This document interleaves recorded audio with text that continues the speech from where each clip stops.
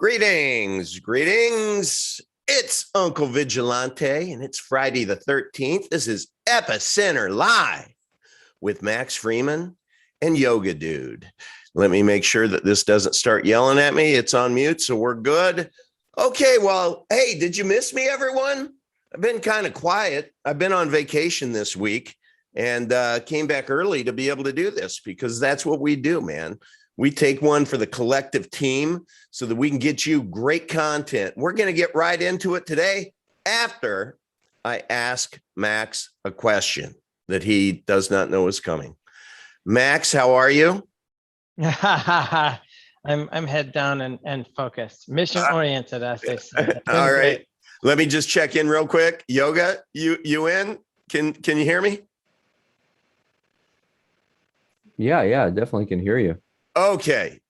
And somebody just reminded me this is going to be live streamed. I'm going to drop a link in the chat to be able to get the party started. But Max, here's a question from a longtime friend of the show. His name is Kevin G. And he was trying to understand this Freeman thing, because when you go to Telegram, t.me/Epic Cash, a lot of people are named Freeman. And I thought it had to do with Milton Friedman. And I said, it has to do with this Milton Freeman guy. I was on a walk. I was smoking a cigar. And he texted me this morning. He says, do you mean Milton Friedman, the economist? Is that it? So I'm like, I don't know. Can you tell us, Max, what is it with the Freeman? So I'm just searching here as I was listening for the link on Medium. We've got a post of what it means to be a Freeman, but it's quite simple. The reason people self-identify as Freeman is simply we've declared our emancipation from the chattel slavery we're born into through the fiat money system, simply by deciding that we're going to opt into a better form of money that suits us better and choose to use that form of money in peaceful trade and commerce wherever we can. Then time works for us rather than against us, because our money goes further over time. And so people are attracted to the idea of becoming economically self-sufficient, prosperous, strong, independent, and building their wealth around a system where it's unconfiscatable, and it's discrete. What else are the benefits?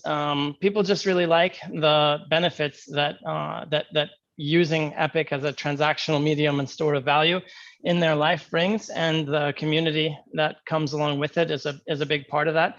And so in a very dark time, being a Freeman means the restoration of a sense of hope about the future, the possibility that tomorrow can be better than today, and you can help to make it so. So I'll find the link and we'll put it up there. Put it in there. That's all right. Yeah, Yoga, what do you think of being a Freeman? What's being a Freeman mean to you?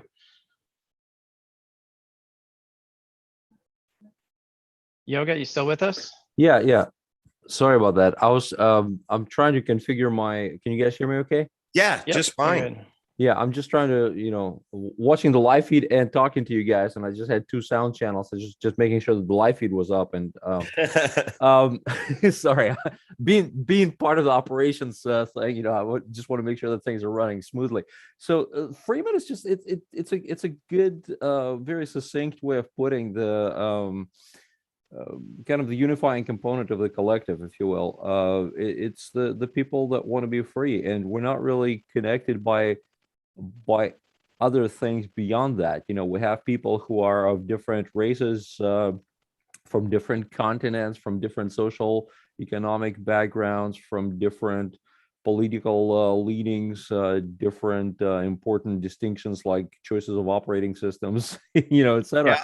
But the uniting factor is just, look, people want to be free, and Epic is the tool that simply avails that makes that a possibility. So it's kind of a nod. It's a bit of a tribalism, yes, but it's a unifying. It's like the secret handshake, if you will. And we have a lot of Freemen in our in our group. people that just come in and they, after a while, they add the, the name Freeman to their handle. Yeah, because I've noted there are some women who are Freeman, right? Yeah. So this is not just a dude thing. Yeah, no, it's not a dude. It's not a dude thing. We're not a total sausage fest, and we have again, we are inclusive. We're about as inclusive as it gets, and for people who want to vent their particular proclivities and bends, we have an off-topic group, where people can just go there and kind of rant and rave. But for the rest of our channels, we're very focused on the advancement and the mass adoption of Epic itself. Absolutely. Well, today is Friday, August 13th. This is Epicenter Live. And what does that mean? That means that we're going to talk about 4 topics today. And I'm going to add a 5th one in here to begin. But the 4 that we're going to take a deep dive into is V3 status. What is V3? ECR status. What is ECR? Partnerships update. We have a couple of very important ones, WAN and Matic, that we're going to talk to you about. And then we're going to take a deep dive into our values. And by our values, I mean the values of the entire project. And speaking of that, we just launched the new site. And I just want to show you the landing page of this and invite you to spend some time here. This is epicenter.epic.tech. And I just want to, because we were talking about Freeman, what it means. And as you were talking, my mind went to this landing page and I want to read it to you. And now we're talking about Epic Cash, which is one of the legs of the stool for Epicenter ecosystem. So let's just read this. Epic Cash, right? Private Bitcoin for the masses. BTC is not Bitcoin. BTC is a surveillance coin. Epic Cash is the original Bitcoin standard, updated with the revolutionary Mimblewimble privacy protocol, ensuring complete anonymity, scalability, and fungibility. Epic Cash, decentralized, confidential, hard money that can't be controlled or stopped. So this is financial freedom for the masses. Key word free in freedom.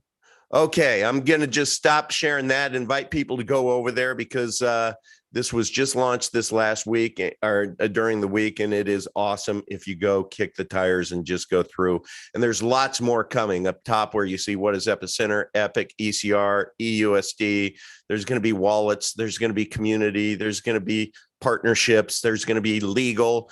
And why legal? Well, Max hit the smart button a while back and he got a legal opinion on Epic Cash to make sure that the SEC would never come back knocking at the door. We're not going to talk about that today, but probably next week. But I think it is one of our greatest assets that we don't talk about at all. But that's going to end up there as well. Okay, enough of me, guys. Let me hand it over to you. Why don't you take it over, Max, and you and Yoga can go back and forth on the 4 different topics. All right, great. Let me just share my screen here for a sec.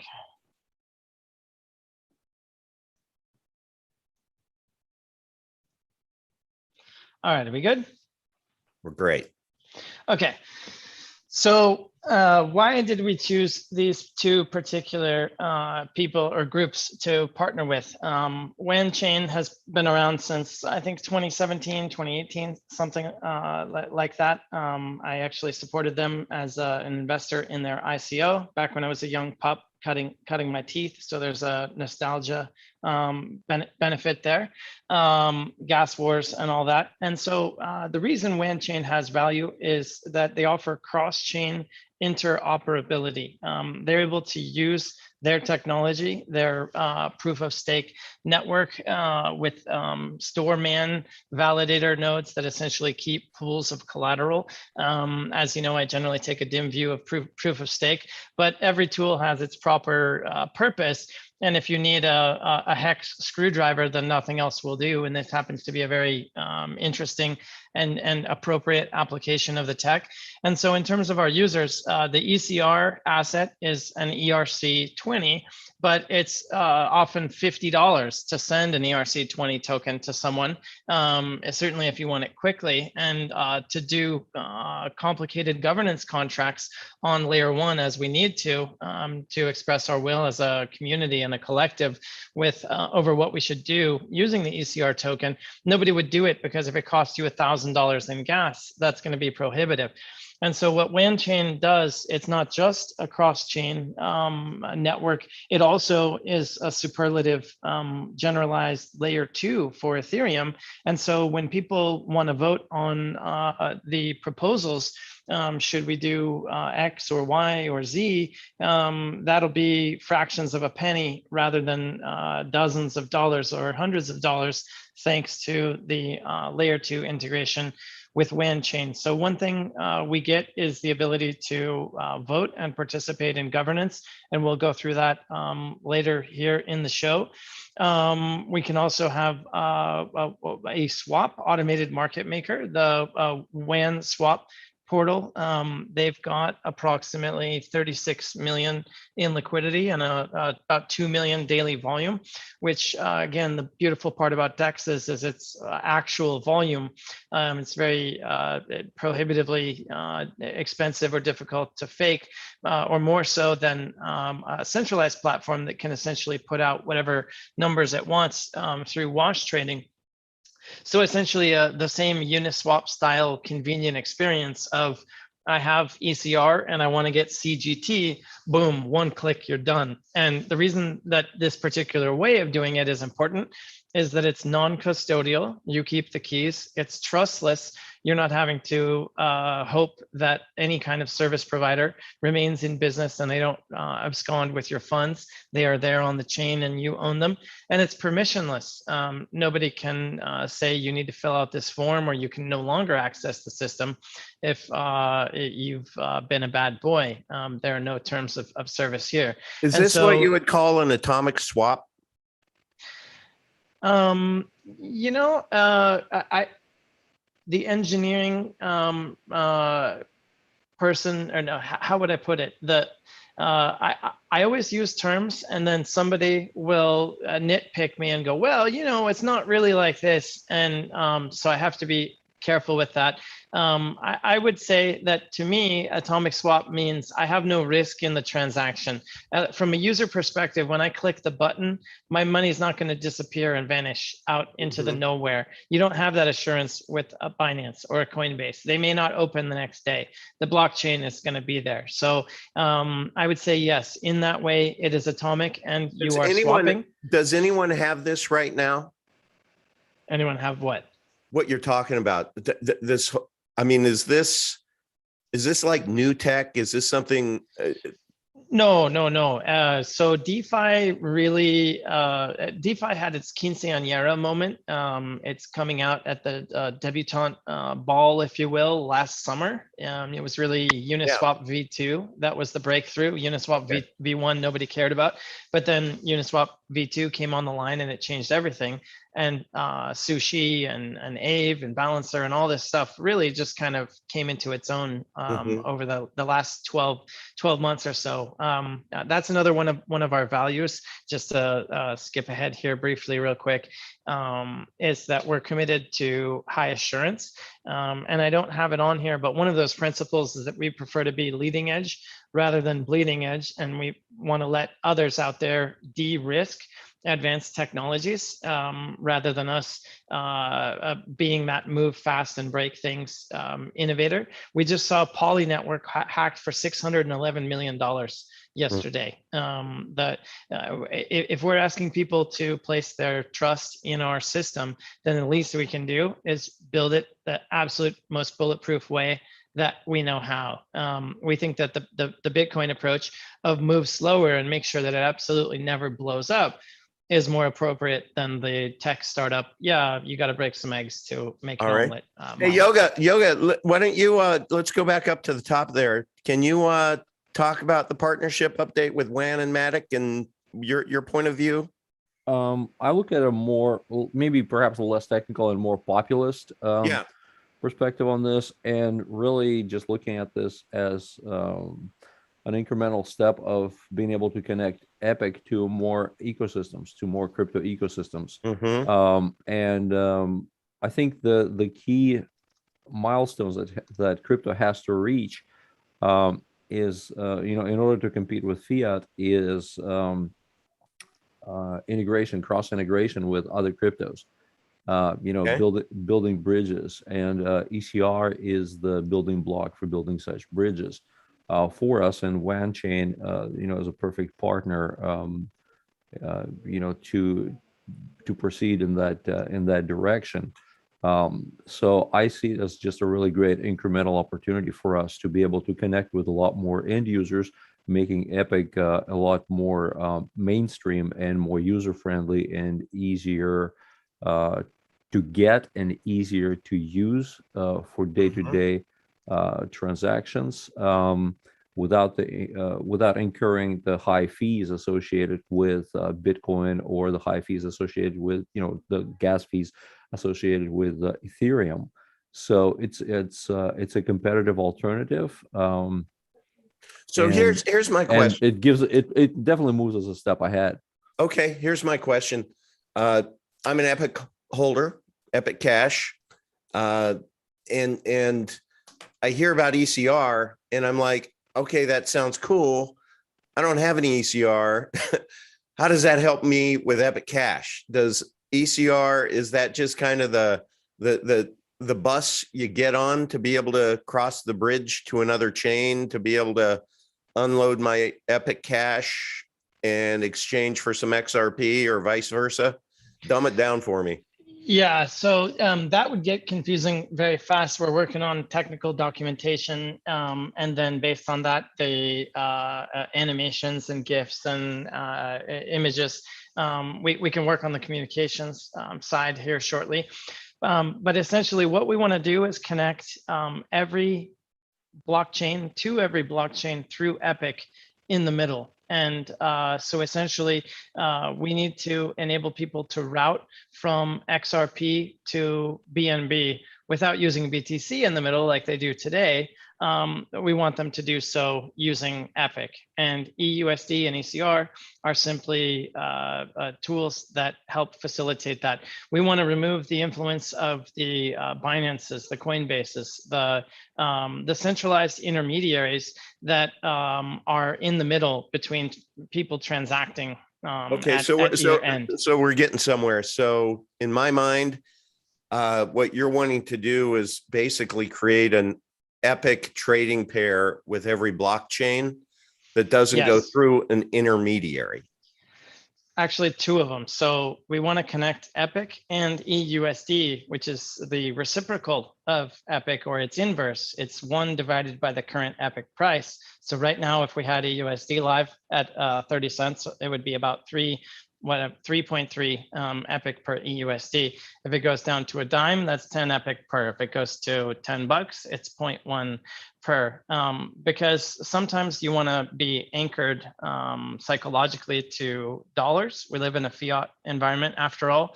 And sometimes you want to have parity to BTC, like in the case of Epic, 21 million supply, BTC, 21 million supply. There's kind of an intuitive logic to that pair. But the point is to offer both through Epic and EUSD as two sides of the same coin connected to XRP, BNB, ADA. But if you want to, if I, let's just say that I get heavy into Epic, and at what point in time then, if Epic is that bridge in the trading pair, so you don't have to go to Bitcoin, how on earth do I get if I wanted to take that EUSD and off ramp it into my bank account? How would I do that? How would I get it to cash? Right. So EUSD is the connection. It's like the universal connection port plug, if you will, to the universal adapter to the fiat world, because it's designed to stay at $1. I mean, we don't know right now, is Epic over or undervalued at 30 cents? But if an EUSD is at under $1, then arguably it's undervalued, and if it's over $1, then it's arguably overvalued.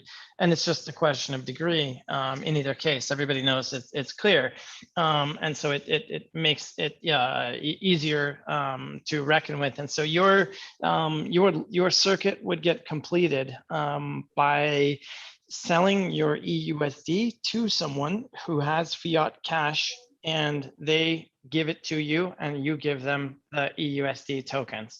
So we're building up atomically from a P2P exchange model. I have fiat, you have EUSD. Here's my quote: send them here. Send your fiat here. I'll send you the coins. So local Bitcoins used to be a strong option for that type of trading. But then, of course, based on the surveillance properties of BTC, they got hemmed in by regulators and no longer have a really compelling and competitive offering. We want to let not just 1,000, but 1,000 times 1,000, 1,000,000 flowers bloom, as far as, hey, I'm here in Topeka, Kansas, and if anybody wants to trade, come, here's my terms. There's P2P dexes such as BISC, there's Komodo Atomic Dex. There's all kinds of different ways that we can facilitate people to each other, and that's the key. BTC is I trade on Coinbase, you trade on Binance. You and I each interact not with the BTC blockchain in between those platforms, but our experience is wholly with those gatekeeper guardians, those people that we need to trust in, and we need their permission to play in their world. Versus here, our vision is, if you have Epic, you have ECR, you've got a mechanism to extract value out to other blockchains. You can borrow EUSD using your Epic as collateral on these different blockchains. And then you've got EUSD out there circulating, which when people cash it in for $1 worth of Epic, that closes the loop. So it's a tri-token system. Okay, cool. And UncleV, I realize, and Max realizes, this is really a lot to unpack in just a few minutes. This is why we are busily working on very visual marketing collateral. And some how-to tutorials, where we more directly and in a friendly language explain with visual backgrounds how this all interacts. Because to a person just coming in into crypto, I mean, throwing a bunch of names and terminology and things like that, it can definitely be overwhelming, and we recognize that. So it's a high priority for us to actually focus on education.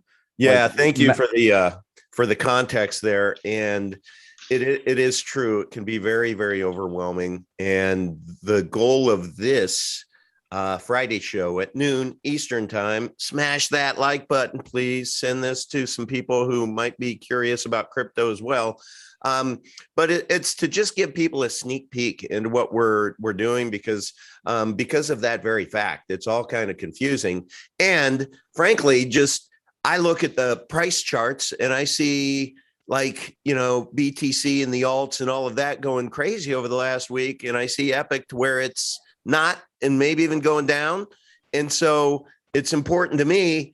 I know the reason why, because there's just no liquidity right there. And I know everything that we're doing that's changing that's changing the world. And I just want to shout on the rooftops that it's the whole idea of giving you this sneak peek, so that we're not just sitting back saying, trust us.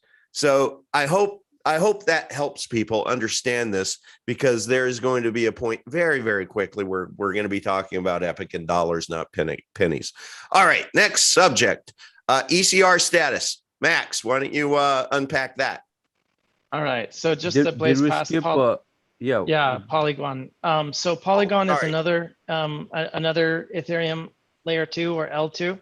And that's live. The contract address is linked here on Polygon Scan. And so what that enables in quick procession, as soon as the tokens begin, excuse me, circulating, then anyone can go to these platforms and add them. ECR will be able to trade against the entire ERC20 universe on Quick Swap, Sushi Swap, Curve, and Jelly Swap. By market cap, those are the top 5 Matic connected dexes. And I think an important point here to zoom out, and what is the significance for people that may not know or care about all the technical details, is that right now Epic is isolated. It's hard to buy. It's only on one little DEX that doesn't do things the same way as other people do. And I don't know how many users these have off the top of my head, but it's got to be hundreds of thousands to millions, something like that. And simply by putting up geyser style fountains, AKA farming incentives, where we drip out little bits of ECR tokens in exchange for providing liquidity to these pairs, we show up in the search results. We gain a bit of mind share. People check our website. They join our Telegram. This is a dispersion mechanism of how we get one heart and mind at a time, is how we fit this in strategically. Well, and now with this, once you, I just got a wow in my own mind. But now that you've grounded it with Matic, I hold Matic, and I understand what it does. Now I'm getting it as to why you've gone down this path, because now it's like the law of big numbers. I mean, a lot of people now are going to be able to see us finally. So this is exciting. Yeah, I think so as well. And the other important part is that we're open sourcing and templatizing all of this that we're doing, so that other token startups, somebody that has a dream a year from now, but not the knowledge, if they stumble across our archive, hey, here's how we did it. Here's the code. Here's our thinking. Here's our results. Here's the link. Go to GitHub. We can show the way for others to use the same successful best practices that we've integrated from other projects. One of our core tenets, as Yoga Dude likes to say, is that we, like the Borg or an amoeba maybe, are able to absorb and integrate everything from crypto that doesn't suck. If that's technical because it's open source, then that means we can take it in. I resent the amoeba reference. I think we're definitely much more than the Borg. Amoeba are actually pretty dumb and often not very selective. We are very selective. Well, if there's a tasty amino acid out there, we're gonna grab it. We're chefs creating a recipe, and this is cutting edge, advanced experimental tech, and things do go wrong. And so we're comfortable to let the first wave of soldiers go down the battlefield and absorb the arrows, and then we'll come in behind. It's a model we're comfortable with, and getting increasingly good at executing. So the overall plan here, we've seen the 2 integrations, and it's just for the ECR. The next steps are to come, but ultimately that vision and that model extends to over 30 Ethereum virtual machine compatible chains, i.e. ones that can do smart contracts. And the thing about our process is that not only do we get better at getting better, and our achievements build on what was done before, not just by our people, but by anyone. Sure. So we really are fortunate to stand on the shoulders of giants, of everyone that's made their mark in the open source community. That's great. Okay, cool. Let's go to V3 status. Let's go to V3 status. Yoga, you've been at the cool face. And why don't you, for the months, benefit of all of us, just begin with what the hell is V3? You want to take it, Yoga? Yeah, sure. V3 essentially is just, it's like the new version of the operating system. Okay. Is the easiest way to kind of think about that. There's like Windows 95, Windows, 98, Windows 2000, etc. So V3 is really, it's the bug fixes and improvements, if you will. Adding more functionality, adding more, not crippling bug fixes. This is not like, but this is just reducing potential vectors of attack, adding more privacy through introduction of Tor network, and so on and so on. We'll put out a more technical kind of an overview on this, but essentially what it is it's an operating system upgrade for the Epic ecosystem. And the stage where it's at right now, it's been completed. It's been tested by the tester group, and we're going to open it up to the community to just come in and just kind of beat on it. So there's a FluNet server that's running that people will be able to. We'll make the address available in the software. The code is actually on GitHub, so the beta, the V3 beta is available for people to look at, to audit the code, to do whatever they want with it. And the thing that we're waiting on right now, we're doing some last minute checks, and we're also, because mining proof of work, we're 100% proof of work project. Mining is of extreme importance to us, and folks that are running mining pools are currently looking at this code and also working on integrating it into their mining pool infrastructure. So when we turn it on, nobody's going to be left behind.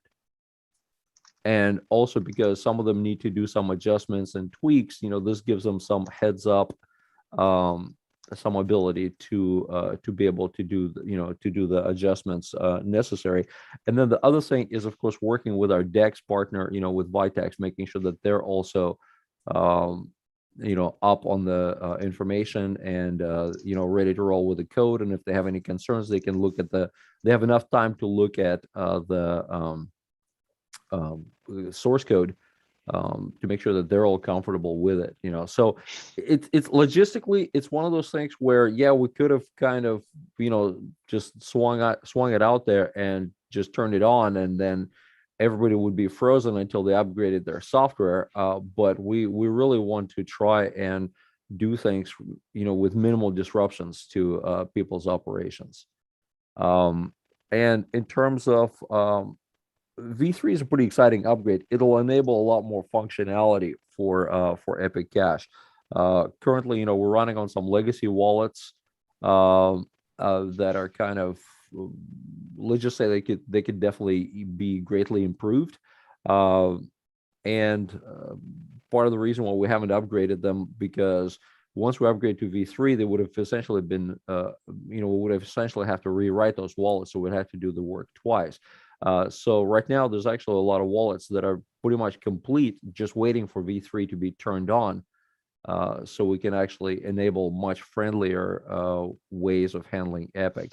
So when will that be then? When will V3 be turned on? When will I think we're about the way I'm looking at it, I think within about a week we should be comfortable enough to flip the switch. Great. So by this time next week, we might be there. Yeah. Because again, code has been completed, testing has been done, and it's really just the last minutes, just making sure that all of our infrastructure partners are, ready to migrate to it. And then we'll have a specific Epic wallet that I know that there'll be several wallets. Okay, one of the things is going to happen. Yeah, we'll have a GUI wallet. We'll have a mobile wallet. There's going to be some other. Cool What's things. the one Latago's working on? Is it Latago, or am I thinking of no? Oh no, Latago's not a not Latago. But we have Diego. Diego. Diego did a really beautiful skin for the wallet that's going to be used. And Diego is the one that did the Monero wallet. So this is going to be a and pretty I think cool Firo, I think maybe Firo too. He keeps a low profile, but he's he's a resource for sure. Yeah, there are a couple of things that I've seen in beta that are running. People showed it to me, but since they haven't really made it public, I don't want to out them out yet. And I rather just deliver the product when it's ready than try and get everybody's tantalized and then. But why don't you give us show us a little leg, or Max? I think I've heard you say this, to where the wallet, as it was designed, Diego went through the user interface of like the top 15. 25. Okay, tell us what happened, what that's all about. Yeah, so Diego is a man of many talents, and one of them is as a user experience designer. User interface is one component of user experience, and so in order to figure out how the wallet should be, we didn't just say, well, let's go look at how some other guys do it, or those of us who've been around crypto for a while remember that every wallet of every coin for a long time looked like the Bitcoin wallet because they were all based on the same code, and people just changed the font or the color, or it was clearly the lineage was clear. And here there's a fresh slate. And so anyway, Diego's process for this was to say, well, it doesn't matter if it's fiat or crypto. People are sending value. How should we think about sending value? Well, if I need an address book, I need to be able to make it easy to send it to people in my family or in my world over and over. I need to send them, for example, the transaction hash after I do it, making it easy to add to the address book, really exhaustively, painstakingly thinking about all those little details. It's easy to make something that's hard to use and hard to make something that's easy to use. Right. And as difficult as it is for us to face the seemingly interminable process of shipping something, I think we can all agree that a better product later versus something that is not up to snuff today is a better choice, because the history of crypto is littered with products that are kind of meh. You know, they get the job done, but they're hard to use, or they're clunky, or they're not compelling versus alternatives. And so the standard that we're going for, and it'll take a couple of hops to get there, or many more than that. It's an aspiration and a goal and intention at this point, rather than a tomorrow it will be that way, out of the womb fully formed. Is it's got to be as easy or easier than things like Cash App and Venmo. Ultimately, we're trying to take the friction out. If you've ever tried to use PayPal recently, it's really complicated. You can't use a debit card, but you can't use your prepaid debit balance. You got to use it over here. I mean, it melts my head just to navigate through the screens. Cash App is better. Click the button, send, you're done. But of course, there you've got ID. It's based on the banking system. You've got all these controls and fees and stuff. So Epic knocks it out of the park in that way. So it'll take time for us to execute on all the different But I don't want people to miss the fact that the wallet that we're going to be that ultimately we're all going to be using, the gentleman Diego, he created the Monero wallet. So you know, the guy has some street creds there, and he's gone to the next level of user experience with this. And I love the idea of being able to just take the friction out. That just speaks to me as a newbie, because the masses part, when we talk about for the masses, that means for a lot of non-technical people. So at the point in time, I mean, if this wallet becomes something that is just hitting the easy button, that I could explain it to my 90-year-old dad, that'd be pretty cool. Now, I don't I don't think we'll live stream that one, but Right. But you know, Uncle, here's the thing. The UI UX, you know, you asked to kind of show some previews, and the user experience, the user interface, it showing a couple of screenshots is really not going to do it justice. So I don't think we should do that. no, actually, by showing some leg, I'm saying let's just talk about it and let people right know right what's coming. because the process is really in the interactivity. You know, it's in the flow. So the screens look sharp and good, but they really don't do the justice as far as the actual functional flow of the process. And that's the thing that I'm really excited about. It is slick, it is smooth, it is user friendly. It you know, he considered all the different eventualities. What would people expect from a wallet? So I don't want to overhype it, but it's pretty cool. That will be what wallet? Like what will it be called? Well, we don't know yet. The way we do all this type of stuff is we engage the hive mind and have Okay. the community figure it out. I happen to like the phrase epicentric for the wallet, and here's why. V1 will have Epic in there, but the goal is to have all your coins in there and be able to swap them out, like we were talking about before. How cool would it be to go from Epic to gold, tokenized gold in this case, through CGT with one tap on your phone? No forms, no permissions. I mean, yeah, that's some sexy stuff. See, yeah, but and it's within reach. walking before, no, I'm just saying walking before running. Okay, you know, I'm the conservative guy here, and I just as much as I want everybody excited, you know, I don't want to oversell. Like the first version that's going to come out is going to be, you know, it's going to be all about Epic, you know, and then it'll evolve. So that's the other thing to keep in mind. Just like Epic, you know, with V1, V2, V3, you know, whatever. There's an evolution in the product. There's an evolution. Screw that. I want to run. See, full there you speed. go. Yeah, see, there you go. With scissors up. That's a knife right. up in one hand and scissors up in the other hand. So we'll ease ourselves into this, you know, and I think people will be really excited. I don't think anybody will be disappointed with the results here. So good. Okay, so where are we at? So V3, did we cover everything on that, or do you have anything else to say, guys? I've covered all the kind of the non-super techie stuff plus the status. As far as other things, Max, you want to jump more into like non-interactive? You know, we're getting short on time, and this has been up on the screen for a while, and this will be available. We got a lot more communicating to do about V3, so maybe we can move on to ECR status. Great. Which we kind of already did a little bit. All right. So what People don't understand governance and the need for it, and so maybe a quick tutorial here.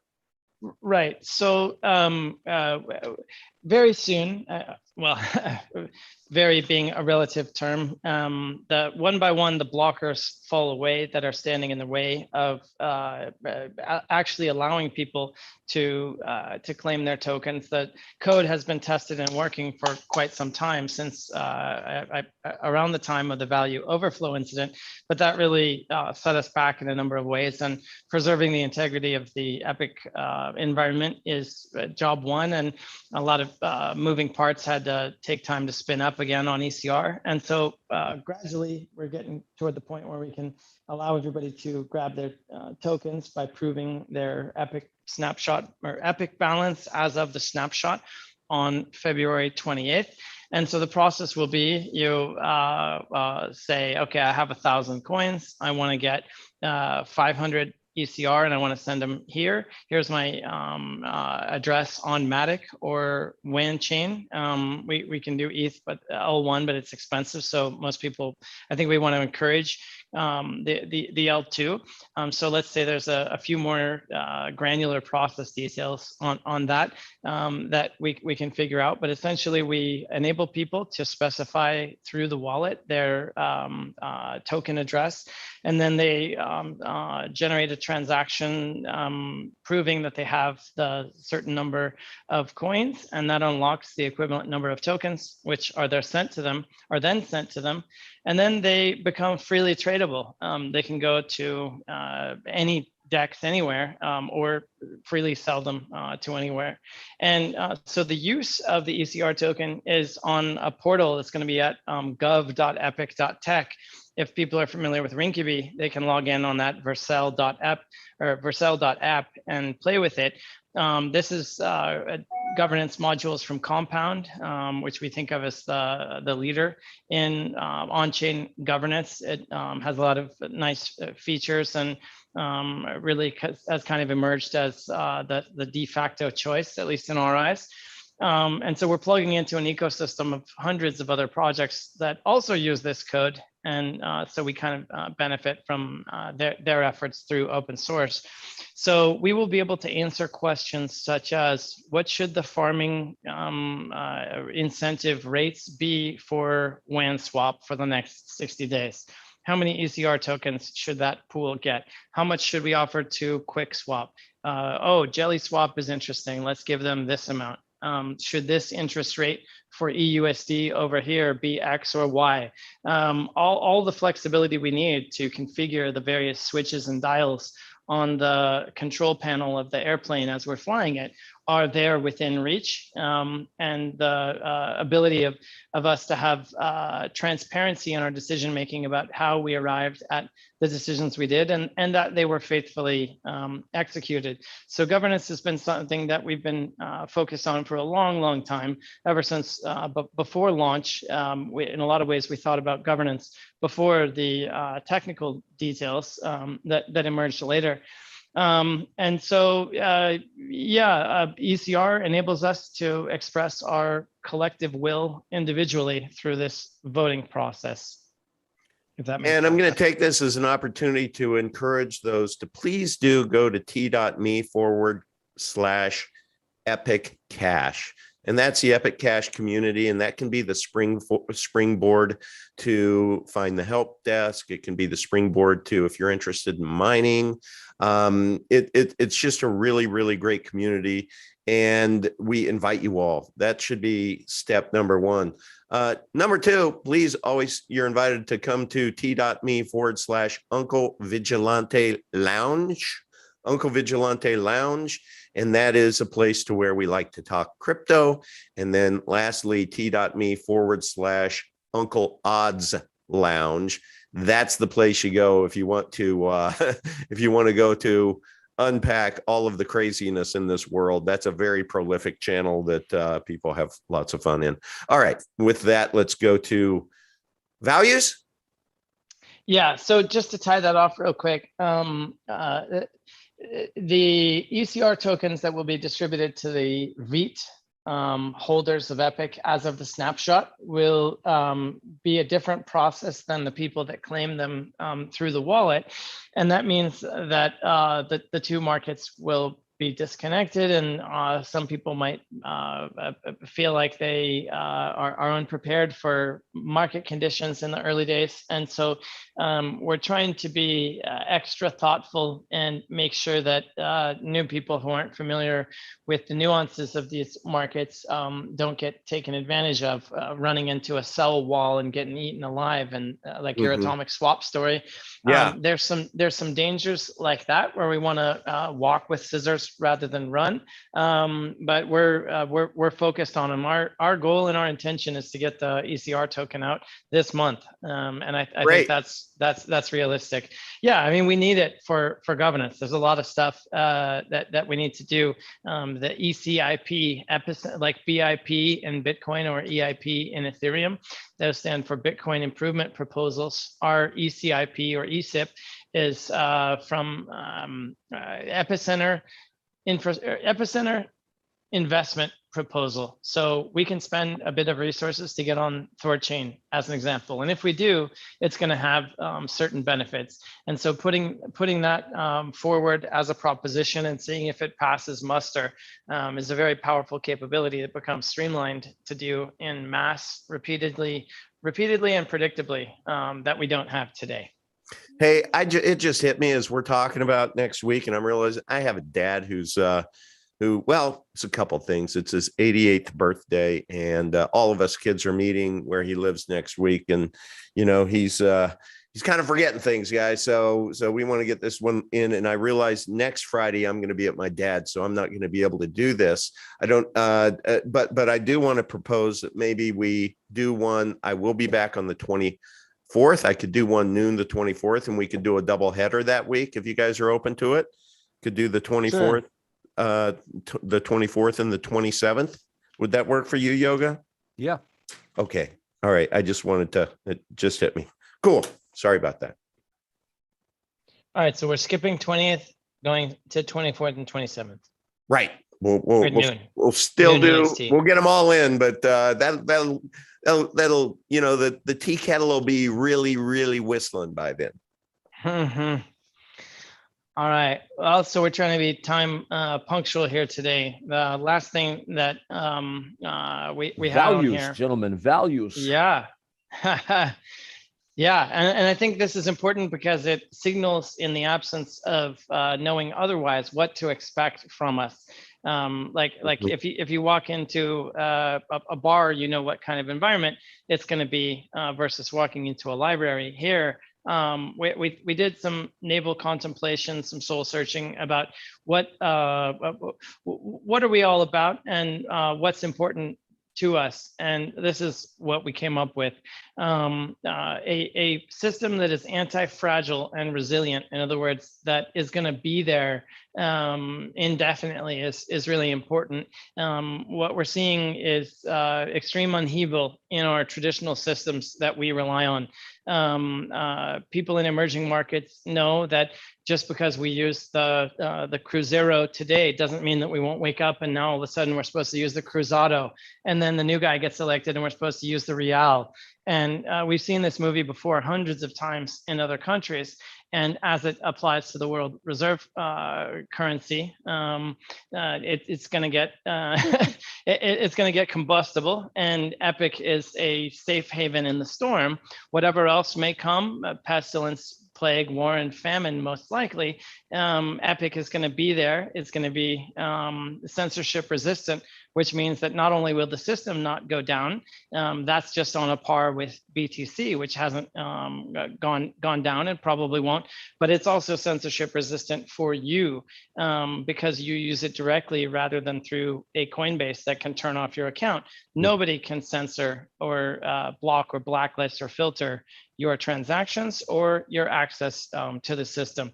And so just as a car is not merely a faster horse, it's being qualitatively different, means it needs to be looked at differently in terms of its meaning in the world. It's the same. It's the same thing here. The performance capabilities of Epic Bitcoin versus BTC Bitcoin really mean that you kind of have to zoom out and do some fresh thinking about what the possibilities of such a system are in 2021. Mm-hmm. All right. So our anti-fragility and resilience comes from censorship resistance, and that comes from a very particular form of system design called distributed consensus. And what that means is that everyone has the same copy of the data. There's Epic nodes, full nodes running in 101 countries, over 512 regions. Most of those are mining. And all of those nodes of data stay synchronized, up to date within 2 seconds of each other. Or no, I think it takes 2 seconds for the blocks to propagate. But in any case, as of the 1 minute heartbeat of the network, everybody updates their data to the same things at the same time. And so other systems that are node-based, like a lot of these proof of stake type systems, it's decentralized, but it's not distributed, and it relies on users connecting to those nodes versus having the data locally. And again, that's a distinction without a difference until it's not. And where the rubber meets the road on this type of stuff is the specific ways in which these systems can go down and in some cases even cease to exist. All right. I'm trying to do better about making it bite-sized and not doing the fire hose thing. And so if there's any questions along the way, sure, feel free to jump in. No, that's good so far. Yeah, you're doing great. Okay. So on scarcity, but how do you have, we live on a finite planet, yet wealth is infinite. The supply of dollars is infinite, but in order to promote wealth preservation and store of value, we know from BTC that you need to have scarcity. We went with the 21 million as a backwards compatible thought process related to BTC. And so through having multiple assets that work together in an overall concept of a stable chain versus say simply a stable coin, we're able to build, mix and match different functions and features to yield new capabilities.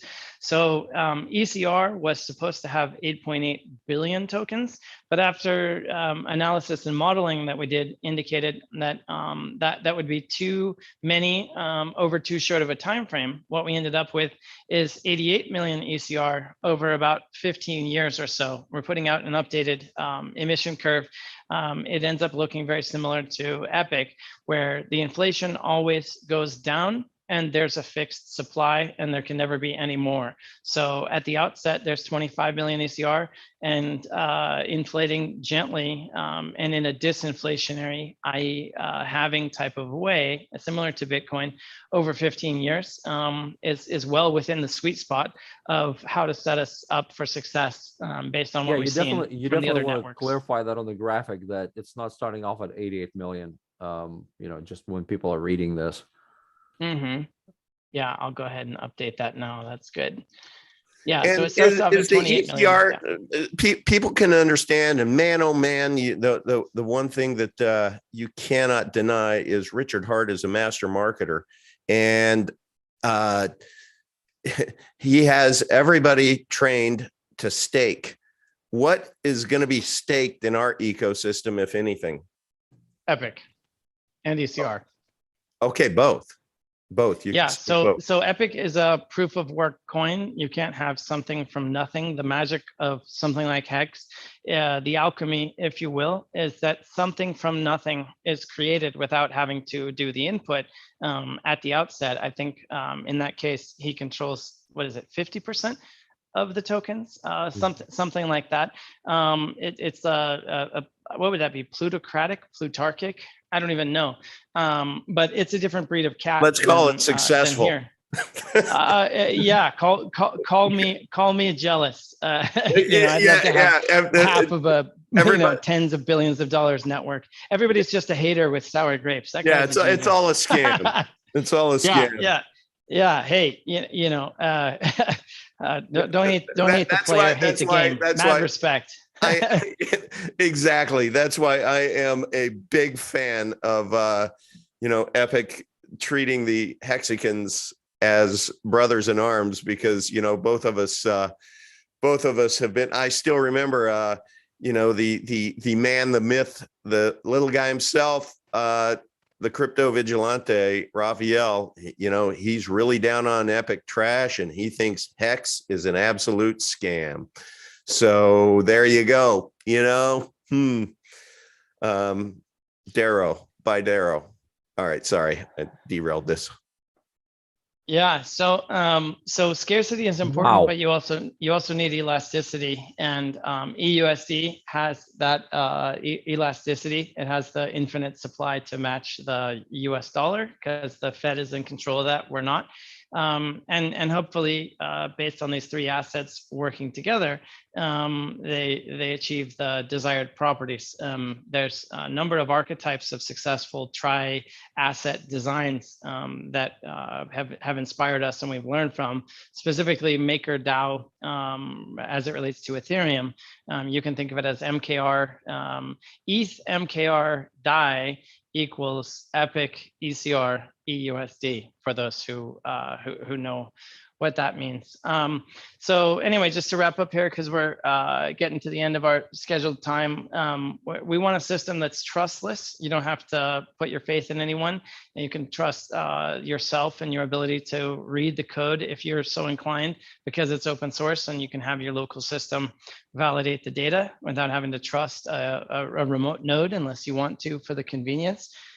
We build systems that are permissionless. There's no customer service or form to fill out. There's no account to be shut off if the service operator doesn't like your politics or whatever. There's no concept of cancel culture, deplatforming, demonetization.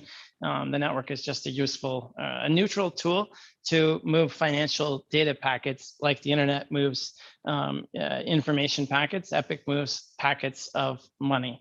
The system needs to be immutable. Once you send, there's no do-overs. There's no chargebacks. Once it's done, it's done.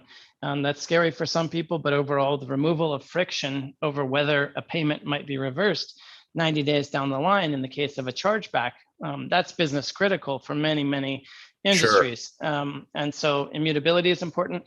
confiscation resistance. If it can't be seen, it's surely more difficult to take than if you're flashing your wealth in the case of BTC.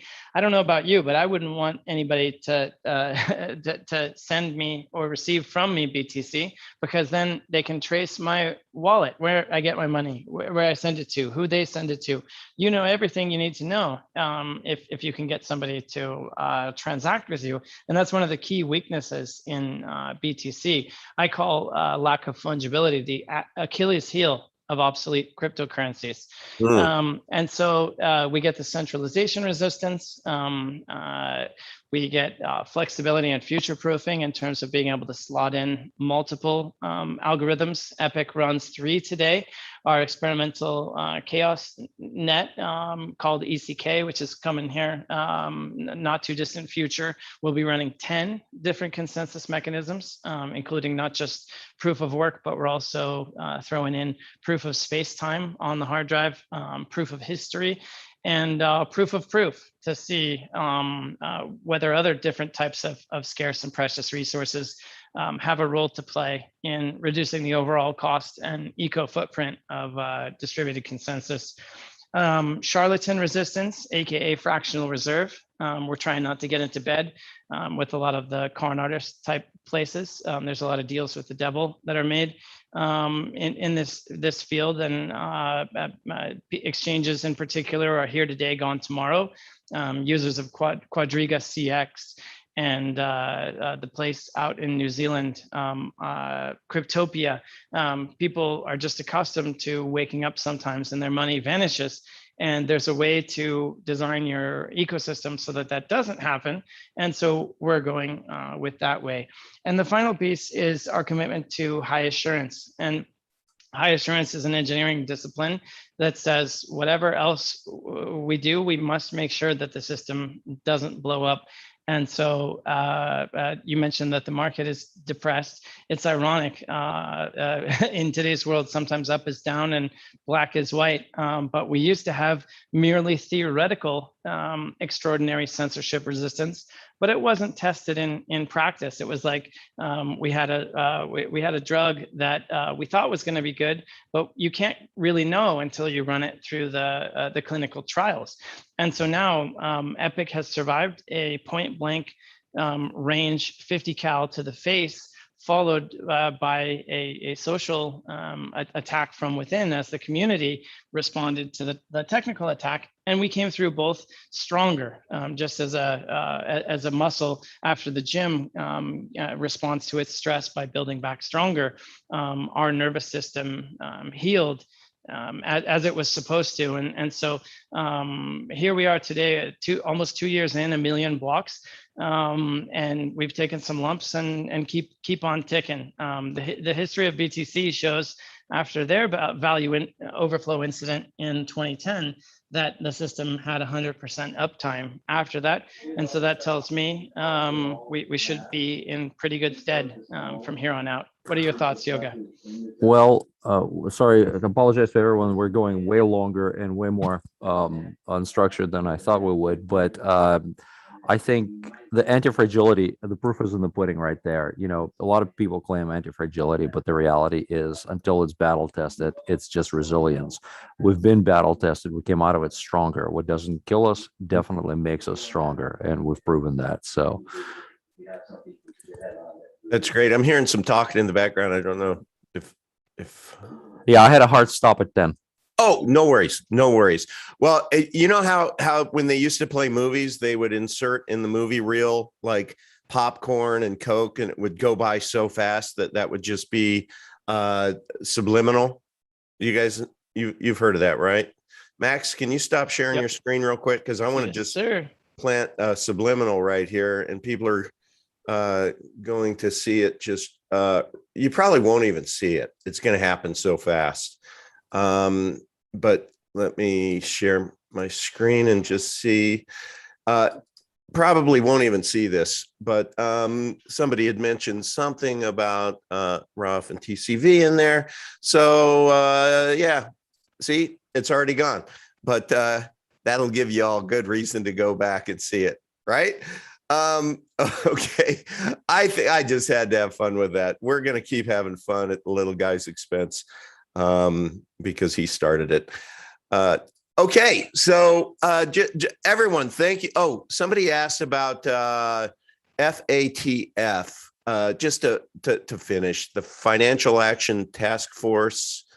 Yoga, if you gotta jump, I can take it from here. I hate to keep you Yeah, Yoga, waiting. We thank you. really should get to the time discipline. We'll get there. We're We will 5 next over at the time. moment. No problem, gents. All right, All right, peace out Yoga, all. thank you. Thanks, Yoga. Look, we have some people here. I don't think they're going to mind us going over a little bit.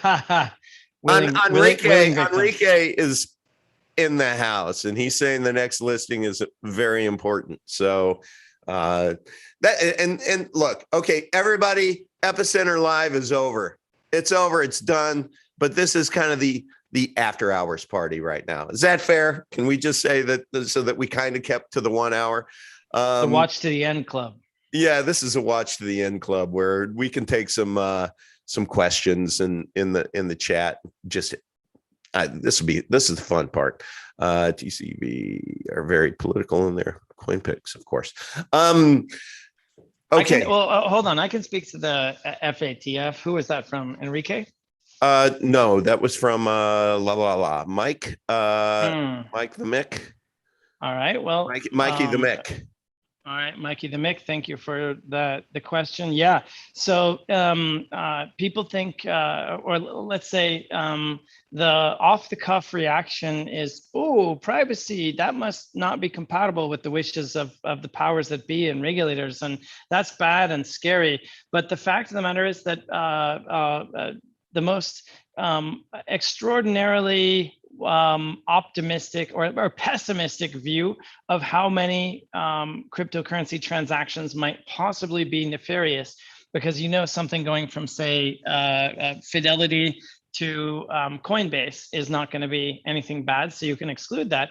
So the official figures, or the most recent ones that I've seen, are that it's less than 1% could even be suspicious of anything bad. So you're really talking about infinitesimal numbers, and the perception that technologies that offer enhanced anonymity or privacy versus the standards that emerged when the blockchains first came is really misguided and out of place and out of touch with where things stand today, which is that tainted coins are really a problem, and surveillance blockchains have no response to that problem except to drape the entire landscape of participants in a wet blanket, or maybe a weighted wet blanket of regulation and behavioral controls in the old system, where they don't really apply. It's round peg in the square hole. People that saw the infrastructure bill wranglings got a taste of that. So by not being able to protect against tainted coins, you need to have the protection be in the regulatory layer, and that's very expensive because you need licenses from companies like Chainalysis. I think they're charging $16,000 for their Monero license, something like that.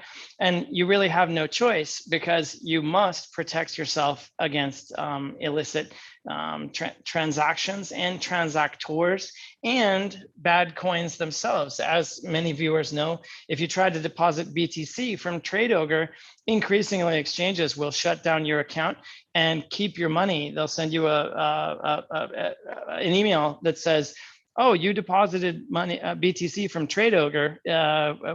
We don't like BTC from TradeOgre. Don't do that again. And if you do, we're going to turn off your account. Again, you get into the permissionlessness and censorship resistance stuff that way. And so against that backdrop, the Financial Action Task Force is an important piece of the regulatory and financial crime fighter landscape. I think it might be a part of FinCEN. And in our discussions with people that focus mainly on that side of our world, they're actually relieved and impressed at the ability of the Epic blockchain protocol to eliminate that whole class of issues.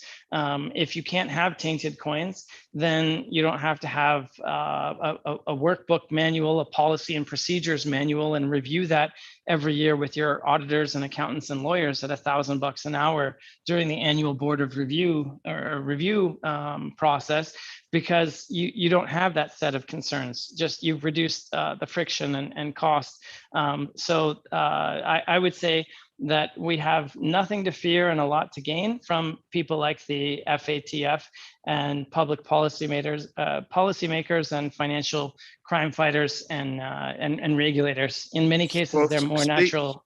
Yeah. Speaking of, and thanks for the question, Mikey, the Mick, but that's going to lose 99.9% of the viewing audience. So let's bypass that. But it does talk about one thing that I'd like you to I'm reading right here a legal opinion letter that you sent me. And you have your Telegram up on the screen. What's that? Maybe you have your Telegram up on the screen. I'm sorry. Yeah, I'm reading a legal letter here. Epic Cash is not a security as defined under the United States Securities Act of 1993, nor does it meet the criteria to form an investment contract under the analysis of SEC v. Howey or its progeny. And so could you just quickly talk about that, and why is it important to have such a legal opinion early in the game? Yeah, that's actually super central, and it's amazing that there isn't a more widespread recognition of how important it is. So everybody has heard of Ripple. Ripple Inc. is a company. XRP is the token that their network runs. That's the distinction. And so Ripple created a token XRP, incidentally, via a pre-mine. That's important here. And they created a company, Ripple Inc., to commercialize that protocol and benefit financially from the success of the XRP token. And so I think they may have launched 2014, I think it was, maybe 2012, something long ago. And they're established in the industry. They're well respected. I think they got up to top 10 or 7 or 3 or something way up there. They've been up to like top 5 this year. Yeah, and then they wake up one morning, Department of Justice puts out a press release. Not only do we think SEC or XRP is a security, but we're trying to put Ripple Inc. out of business, and we're trying to put the top guys behind it in prison, and they can't be in this industry for the rest of their lives. These guys are playing for keeps. They're not messing around. And so in the case of an XRP, in the case of an LBRY, Telegram, the list goes on, network after network, because they left an attack vector for themselves to be censored by a nation state, in this case, the US government. They are shut down. That attack vector is used, and they are censored. Kin raised $100 million and ended up getting blown up because the SEC didn't like the sale structure. Let's go succinct here. So give us 60 seconds on why this is important. Okay, so Epic, that can never happen to. Okay. Any exchange who integrates Epic will never come under pressure from the SEC saying you need to delist that because it's a security. No insurance company providing services to, say, a fiat on-ramp will ever be uncomfortable with including Epic on their list of assets, at least for that reason.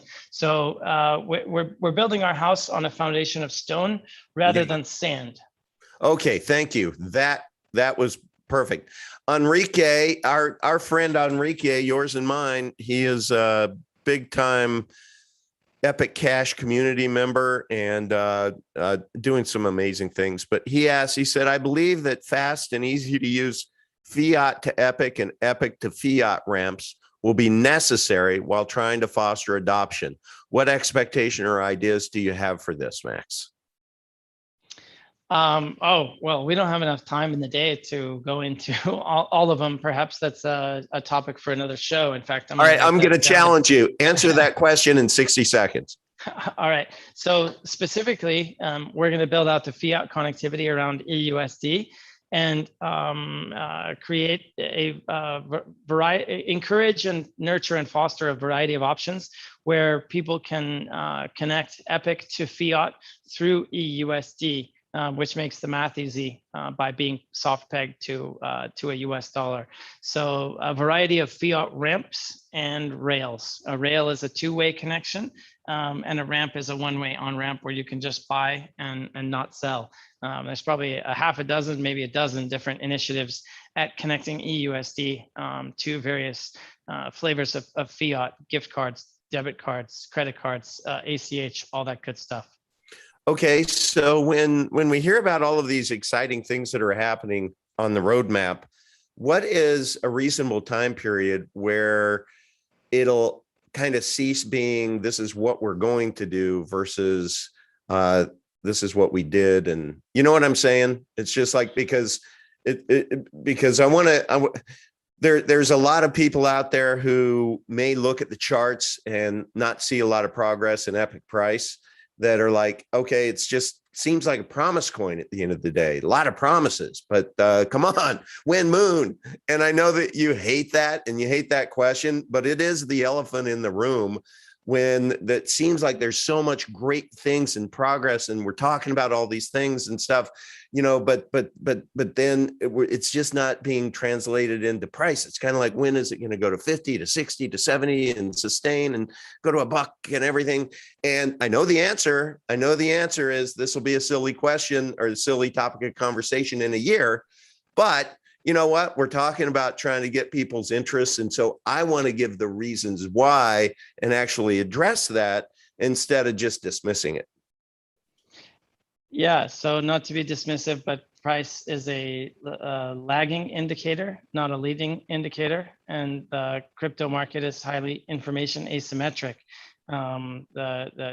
The price will do what it does. Sometimes assets are undervalued and sometimes they're overvalued. And so all we can do is continue to build out the product. And by all objective metrics, if anyone cares to look, they'll see an incipient hockey stick forming here. Because if you fill up a stadium with 1 drop of water at a time, and then the amount doubles every minute, it looks like nothing until the last few minutes, and then the entire thing fills up. There's a great video on that I'm struggling to describe. I'll try to find it. But essentially, we can't control the output, which is the price. All we can control is the input, which is the factors that might lead people to believe that our assets are valuable. And the value comes from the utility and the usage and the number of users that use it. And so we're focused on growing all those things. And if we do, the value will follow. And if we don't, then it won't. It's that simple. Right. And the reason why I asked that is Jeff had mentioned earlier, does this channel discuss only Epic Cash or other cryptos as well? And I responded, review my interviews, lots of other coins projects discussed. I lean heavy Epic now because it interests me greatly for 100 reasons. So those 100 reasons are why I continue to, well, here's my next response. He said, thanks for the info, Uncle V. I said, you bet. And please understand, I'm calloused after the TCV debacle. So when I found a project, Epic, that appealed to my straightforward inclination to bypass bullshit, I want to cover it fully. So that's why I'm here. And that's why I'm not afraid to answer the question, because in covering it fully, it's like, I don't see anything out there like it. I don't see any other channels that are covering anything that is kind of like not just the genesis of a coin or a project, but the on purpose with intent education, and the fact you, Max, Yoga, others have been willing to come on the show and give us time. The fact is, you know, while the price was hanging around 50 cents and now seems to be hanging around 30 cents. It would be irresponsible of me to come to you when the price is 70 cents and say, man, you've been doing a great job lately, Max. Good job. You know, it just doesn't work that way. There are so many, aspects of the foundation that we're building that it's like, ignore the price right now, maybe even look at it with gratitude and saying, look, there's no better time to get it than now if you've been paying attention over the last couple of months. Because again, and so I just give you the feedback, Max, because, I get it all week, and I like to hit this stuff head on. Sure. Would you like me to address that? Yeah, please. Okay. So the market leader for confidential fungible transactions on proof of work is Monero. The demand for transactions as expressed by on-chain transaction volume is through the roof. I think it's up 40-50% quarter to quarter or something. People demand censorship resistant fungible confidential transactions, and Monero is the one that has the network effects today. Nobody wants the money that nobody wants, and money is a network effects phenomenon. And so those signposts guide us in our search for truth here about where value lies. And so the market for that, now Monero is a 7-year-old network and we're less than 2, but that's $3.5 billion. We're 5 million or less. So the market leader is 700 times the price. Imagine if you went into the store and you said, I want a bottle of water, and one is $1 and the other $700. How long is that going to last when people know and have an alternative? Now, right now, there's a bottleneck of awareness. There's a bottleneck of being able to obtain it and all that stuff that we're working on. But in terms of the overall total addressable market of what we can be when we grow up, just looking at the privacy aspects, that's almost 1,000x from here. And the math on that is, okay, if I can scratch together $1,000 and that actually happens, I'm a millionaire. That's life-changing money off of $1,000. $1,000 is a phone. How many times would a phone change your life? And that is supported by data.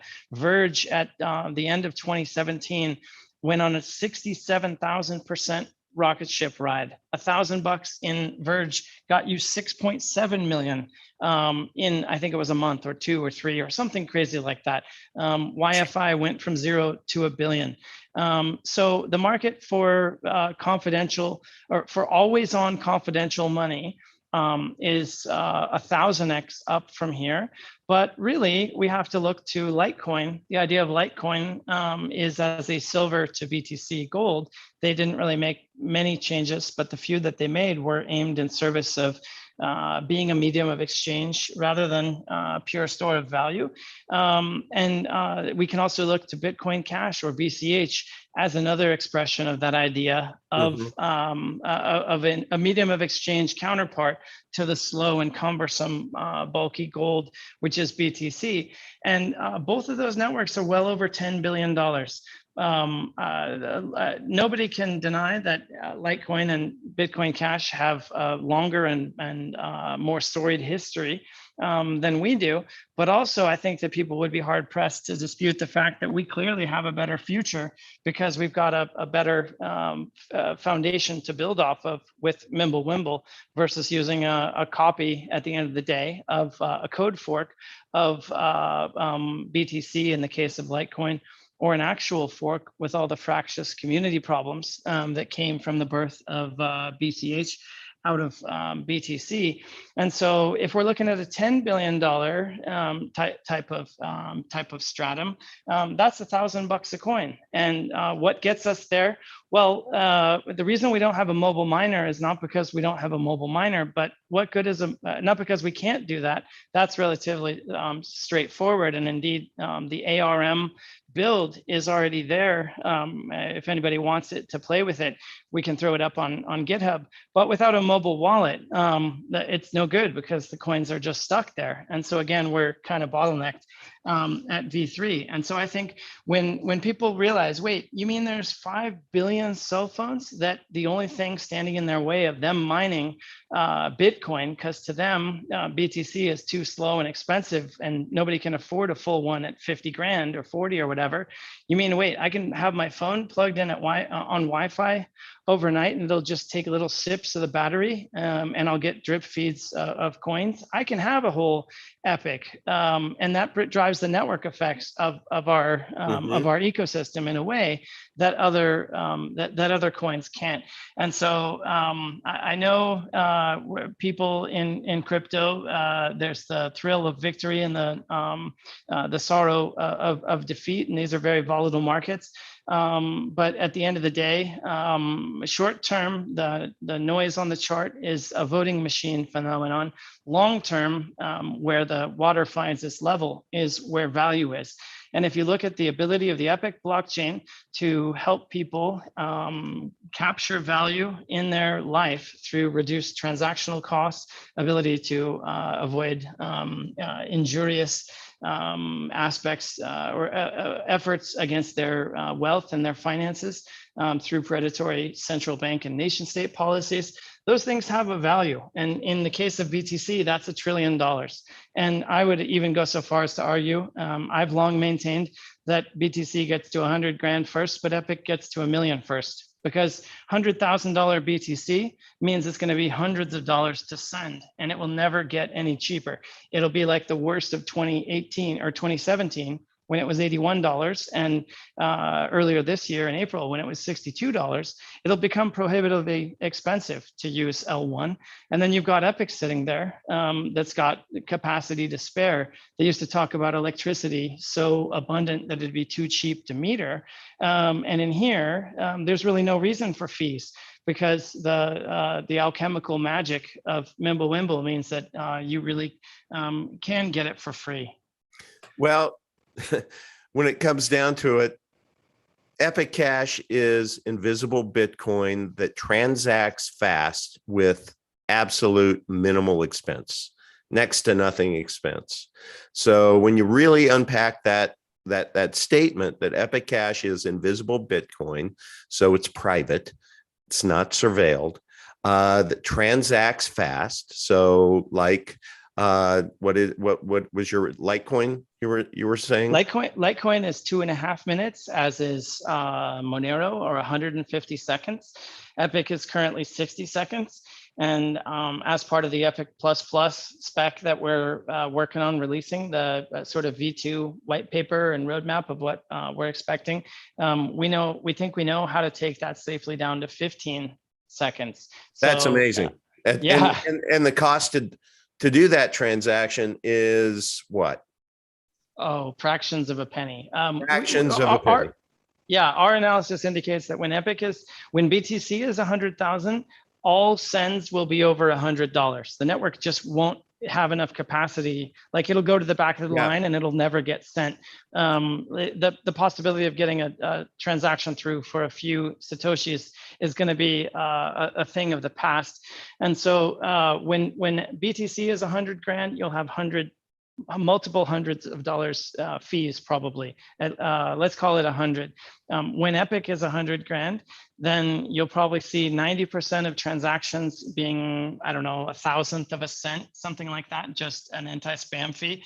And for the people that are really moving lots of value, and it's important that it get there one block before the other guy, the arbitrage bot, high frequency trader type guys, maybe they'll pay $1 or something. I mean, it'll literally be like hundreds of dollars versus single digit dollars or cents. And I think there people will stop. The question of, wait, why is Epic, whatever price, it'll be readily apparent. Epic at its present levels, it's kind of it's astonishing, really. I mean, frankly, it's a gift, because unless you're selling today, then a low buy price is a benefit to you, not a negative. I would encourage people to mentally frame these assets as akin in certain ways to lottery tickets. Right now, you have a 50-cent, 30-cent lottery ticket that has a certain likelihood, whatever you estimate it to be, at paying off at dollars, tens of dollars, hundreds of dollars, thousands of dollars, and even beyond. If the wild-haired guys talking on the show where have anything to do about it. where I have to be careful about that is I get so passionate about something, and then I'll do with my money what I do with my money. You know, is I'm one to go pretty heavy into things. I mean, I totally got out of fiat and stocks, bonds, everything, and I went all in to crypto. A lot of people would say that was unwise. And then once you get into crypto, you have your own diversification. And then, you know, I get to a point to where I start evangelizing and talking about things that I've done with my money. I've never told anybody to do anything that I haven't done myself.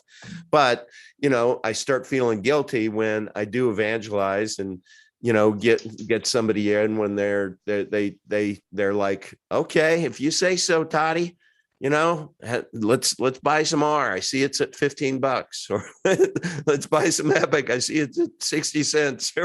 You know, that's where then I start getting into this place to where I want to evangelize and preach, you know, because it's what I'm doing. But then all of a sudden, people who I've gotten in are down half. I think you're setting yourself up for disappointment and failure, and you just can't get there from here on that thinking. And here's why. Correct me. BTC, well, okay, the gold market is stable because we've had the markets for gold for thousands of years. Right. And even still, gold goes between $1,800 to $1,200 to whatever. Gold is the most stable thing possible in fiat dollar terms, and it's relatively unstable. BTC, as a decade-old asset, was still suffering 85% price declines for years. I mean, like people that are giving you a hard time about, hey, I bought some Epic, it's down, you're an asshole. Well, no, zoom out. Like these things take time. So at every point, at every level, there will be someone who buys and someone who sells.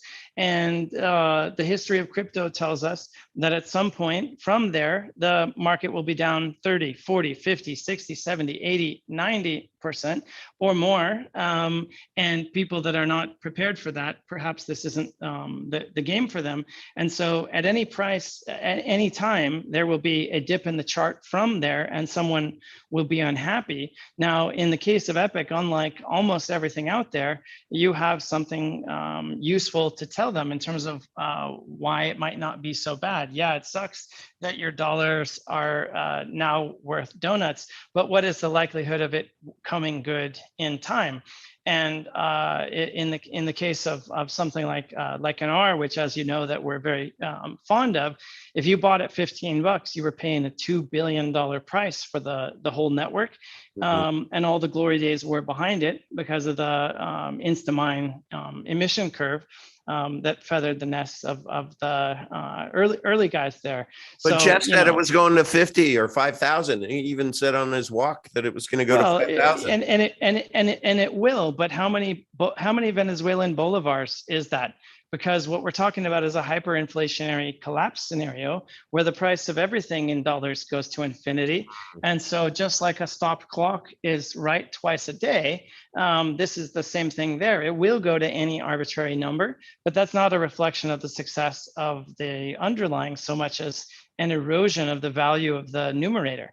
Your measuring stick is going from 12 inches to 11 to 10 to 4 to, whatever, as the dollar prints to infinity, or I should say the Federal Reserve note prints to infinity. And so it's kind of an optical illusion or a trick. And so I do have to say, Ageless Age in the chat has two sentences that I want to read that are awesome. And this is how I feel. Epic is more than the price. It is still being discovered. but the tech and the ecosystem is what will drive it to the top. The magnitude of opportunity is insane. That is gold. Thank you, Ageless H. That is gold. Thank you, Ageless. Thank you. Yeah. And you know, and then there was another one-liner in there from Enrique, which is time settles everything. And I think that's right. And then my favorite, which I'm going to give up to one of my good friends, who his investment strategy is he checks his portfolio once a year, and Dave always is fond of saying, "Just call me when I'm rich." and I think that's good. But I, you know, am so bullish on Epic and what you've created and what I've come to really appreciate from the community, that everybody is leaning in. And will you give us a little bit of insight into Digifinex? Because this is something that I think you can tell the story about how the community's coming together on this, and this is going to ultimately benefit all. Yeah. So Epic, I think a part of why people have a hard time getting their their heads around Epic is that you literally have to go back to 2013. I think it was, maybe even been 2011, whenever Litecoin came out, somewhere around there. It's around a decade or so, one of the early ones. You have to go back that far to find a still active example of a fair launched proof of work protocol. Even Ethereum raised money in an ICO, a deal that would be flatly illegal today. So Ethereum today could not be created. It just, they got a pass because they were first. And then the SEC said, well, you know, you're okay. We're not going to try and shut you down, which they can't anyway because of that network setup. But they said, oh, you're okay, but nobody else gets to do that. And so the door is closed. And in our case, it's not. Excuse me, one sec. Sorry, I got distracted here. What was the question again, please? What are the winning lottery numbers for Friday the 13th tonight? Go. EPIC. There you go. Nice. Digifinex. We're talking about. Oh yeah, Digifinex. Yes. So Epic has no centralized exchange platform coverage at all. You have to go to one of these DEX options, which is not for everybody. There are advantages, but also there's a learning curve. And if you want an experience that's familiar, then you want to go to a centralized exchange that you know how to work with, and you don't have to think about how to figure out how to use it differently. And so after an exhaustive study of the entire landscape, there's about 400 different exchanges out there. We came out with a short list of approximately 5, which were Bittrex USA, CoinMetro Estonia, Digifinex Singapore, Singapore/Seychelles, if anybody checks, and then Gemini in United States. And I think there may have been one more, but those are, Gate.io out of Hong Kong. And so we just narrowed the funnel and found the ones that might make sense and came out here. They've got a strong Asia Pacific coverage. They've had 4 million historical users ever. On an average month, it's 100,000 to 300,000. The reported numbers on CoinGecko of daily volume are generally 1 to 2 billion. I've seen 2.4 recently, but since there's a lot of wash trading on these platforms, let's haircut that by 99%. Okay, still that's 25 million bucks. That's orders of magnitude beyond what VTEX does. So we get a thicker capacity pipe to connect Epic to other coins. They offer trading pairs for 209 different assets. So if you have Chromia, if you have Shiba Inu, if you have all this stuff and you want to get into Epic, this provides you a way.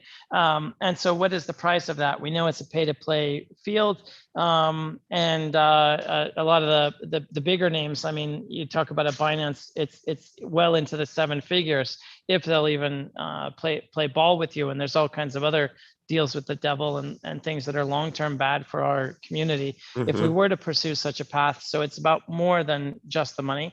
But in this case, the ask is 80 grand. Now they don't take US users, which is a sticking point. And if we're going that route, there's another one that also doesn't take US users called LA Token, that is only asking 35 grand. And so whether it's 35 or 80, Digifinex or LA Token, there's a partner out there that will connect us to hundreds of other altcoins and scratch that itch that we don't have for people right now, which is centralized exchange coverage of Epic with a provider that they can trust, because both of these outfits have been around for some time and are quite professional. And so what we're asking people to do, because we don't have the ECR token yet to be able to do this on chain, is just informally within the Telegram groups.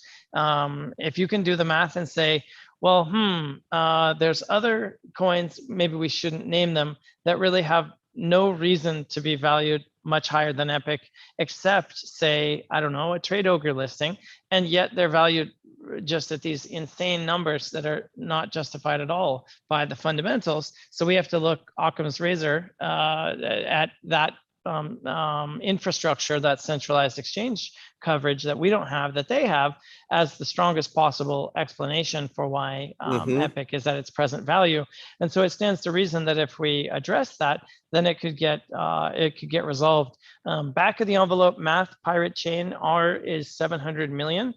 And even if we were to attain 10% of their value, which I don't think is unreasonable because our community is about 1/10 the size, that would be $12. No, that would be $6 a coin. So if it's worth the possibility of helping Epic get to $6, then throw $10, $100, $1,000. I'm in for 10 grand myself. Donate whatever you can to that barn building, to that common cause, and it will help unlock the value of Epic.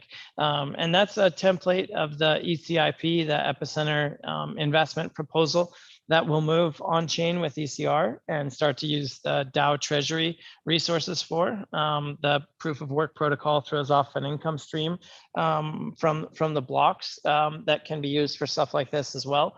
And so really, we're building a mechanism that enables us to decide what to do together on how to use our scarce resources to achieve our goals. Cool. So Trilita says, the question to ask yourself when price fluctuates is, have any of the fundamentals changed? In case of Epic, fundamentals have not changed and they keep getting better. Markets are mercurial. Love that one too. I mean, it's just so true right now. And speaking of art, they managed to land KuCoin recently, and it didn't have any impact on their standing in market cap tables.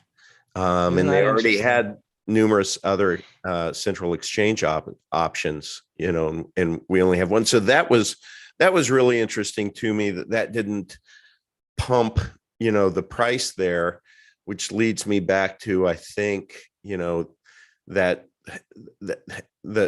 when they were at 2 billion, it was just there was just a lot of chum in the waters, and I do think it literally had to do with the trusted promise of Jeff walking around talking about 50. I know I believed it 1000%. $50, $500, $1,000. He even said $5,000 at one point in time, and you answered that. But that does make sense to me, how the tree could grow to the sky, and then when it's chopped down, that stump doesn't, necessarily, it takes a long time to get back up top. So that's because if it's then just getting on another exchange, when they got on KuCoin, you should see it go to $8, $10, whatever. So I don't know what there's to learn there, but I definitely think getting on a few of these central exchanges is We going to don't be need a few. No, we need one. Okay. Because when the liquidity fragments, then people have to go to multiple places to trade in size. So no, we want it concentrated, but there's also a risk in that concentration because centralization is as bad. So it's nuanced. Right I see. now, the way to look at it is right now we lack a piece of basic infrastructure. We're like a carpenter that shows up to the job site and we don't have a hammer and we have to borrow one from another guy. And so you can get it done. You can jump through all these tortuous hoops to go from XRP to Epic today, but it's not easy. And because it's not easy, not many people do it. And that means the likelihood of finding the other side of the trade is lower. And then you multiply all that out and you get to where we are. So that's the bad news. The good news is it's very straightforward to address, whether it's LA token or Digifinex or maybe Gate IO or Bittrex USA or CoinMetro Estonia or Gemini. Maybe one of those say, you know what, where have you been all my life? We would love to list you. A lot of the top shelf places don't even charge fees. It's not in their business model, but they have to invest resources to onboard a new network because they have operational costs. And if they're betting on the come by not charging a fee and investing to integrate us, they need to know that we have staying power. And so I was a telemarketer as a teenager, and I didn't know of my 100 cold calls which 3 customers would place an order. All I knew was that if I made 100 cold calls that day, I'd hit my quota and come home with my 3 orders. And it's the same thing here. We don't know which of our arrows are going to land.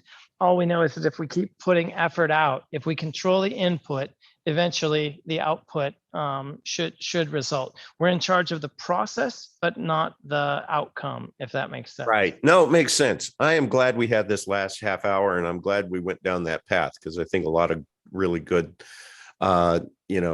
sentences came out of it, and you were on a roll there for a little, or for a while, that was really helpful.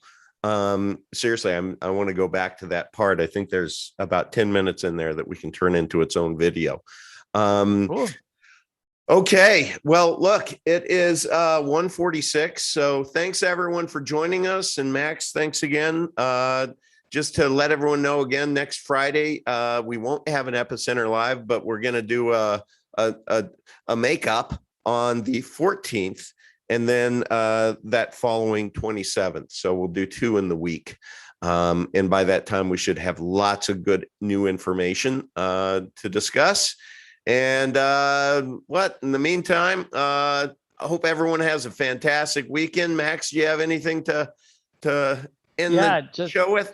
Yeah, just come and join us at t.me/epiccash. If you're not mining, I recommend that you take a look at starting. And if you don't own any Epic, then what in the world are you waiting for? Come to our Telegram and set up a wallet, and I'm sure somebody will send you one as a welcome to get started. It is not too late. The one thing that I would say is that over the course of the journey, every time we go on a spike, I get people that ping me, long lost friends. Oh my God, I was gonna buy, you told me about this so long ago. It's too expensive now. And then, that'll be at 10 cents and then it'll be later at a higher price. And they go, oh no, now it's 25, too expensive. 50, what are you talking about? I mean, hell, we were $1.28 before the value overflow incident. When we have our pirate chain type spike, just to put it in perspective, I think this occurred over the course of 2 weeks, their parabola, something like that. But our equivalent, if we go to the same order of magnitude as them, is what is it? 2.4, $200 a coin. So, under $1 to 200. I don't know about you, but those are some compelling numbers when other markets are paying fractions of 1%. So the value is there, the recognition of that value and the ability to access it will unfold in time. And I've personally been working on this for over 3 years now, and there's 150 plus others that contribute their efforts, including you. And we're going to get the job done. Success is like rust. It accumulates over time if you just keep doing it. So that's what we're going to do. So Max, I'll commit to this. I know you will. But if anybody out there watching this, if you go right down below, you'll be able to find it, why I like Epic Cash and how to buy it. If you go through that video and you get your own Epic wallet and you go to Epic Cash and you at Uncle Vigilante me, and you send me your Vite address, I will send you an Epic coin. And one day when it's trading at $1,000, I'm going to look back and I'm going to say, I gave out a lot of $1,000 bills back then. Max, will you match that? Yeah, absolutely. I am able to confirm, as I've always said to this day, that I have never sold any Epic and don't intend to for quite some time. But I sure do give a lot away. Yeah, that's a great point, because the creed of other coins is hodl. But I think we should encourage people to look at how, through the encouragement of velocity, that by a bit of forward-thinking altruism, to give a bit of your value to someone else to bring them in, actually enhances the value of the remaining coins that you hold. And so if we all do a bit of evangelism and proselytization on a daily basis, I think people will be amazed at how fast the progress snowballs. So absolutely. I have to insert a quick story here. 2 stories. One was before I went on vacation, and I have my dog Zammy Pup, at Zammy Pup on Instagram, famous Instagram dog.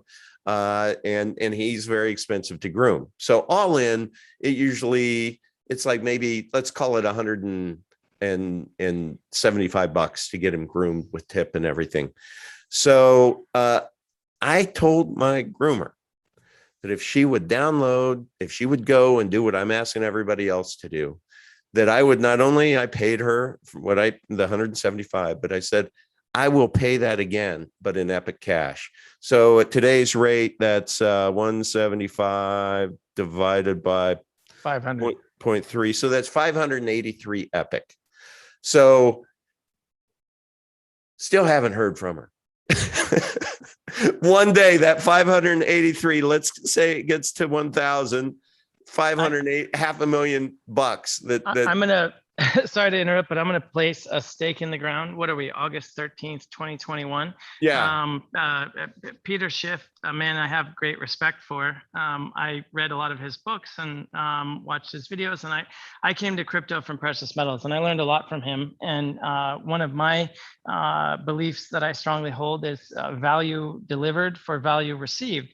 And so early on in the Epic journey, I reached out to Peter and wrote a long letter. And I said, I know you take a very dim view of Bitcoin, and that's also been an expensive view for you to hold over time, because it would have been quite lucrative for you to have a bit of Bitcoin in addition to your gold.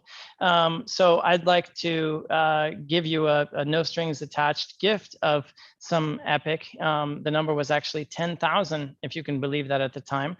And I said, I'd love the chance to tell you about it. And wouldn't you know, I was able to get on the phone or a Zoom call and explain it in detail. And at the end, we agreed to disagree, and he didn't take them. So can you imagine down the road, we're going to be sitting here going, man, can you imagine you could have had $10 million, tens of millions of dollars, and you just didn't bother to, I have this lottery ticket, but nah, I'm going to scratch it. I'm not going to scratch it. I'm just going to throw it in the trash without looking at it.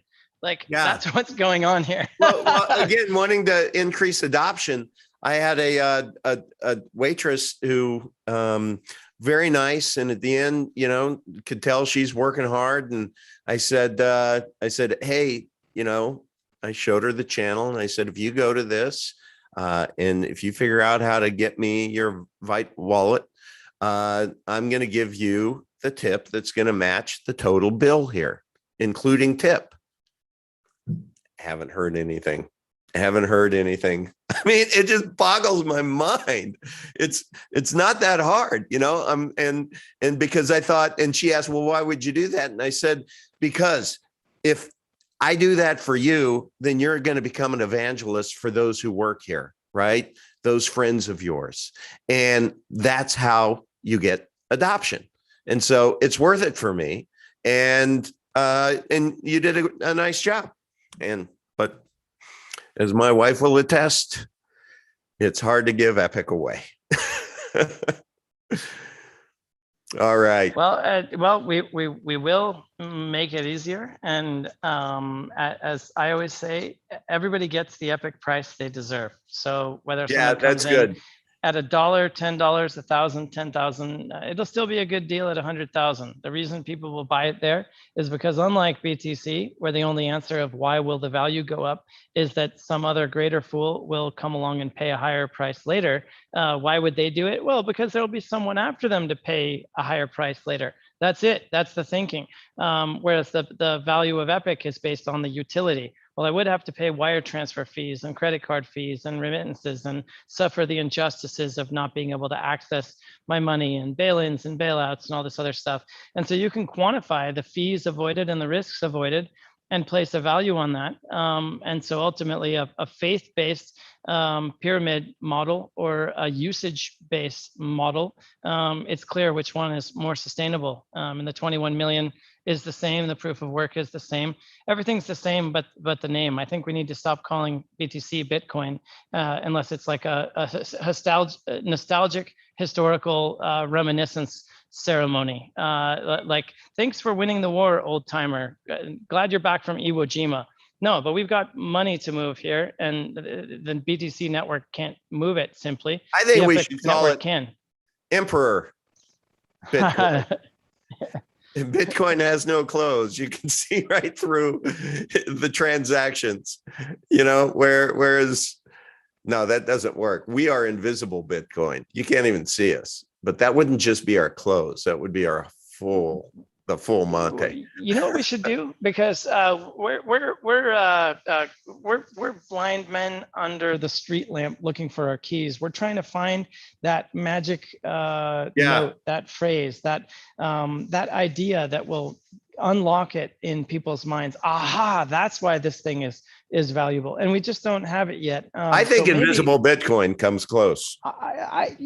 I'm partial to it too, but I think what we can do, for those who don't know, the Epicenter or the Epic EC hexagon with the 2 strakes inside logo, that actually came back in 2019. I think we did that out of a crowd contest process where we had about 1,000 people, actually more than that over the course of a couple of phases, who submitted sketches and got involved in the design process.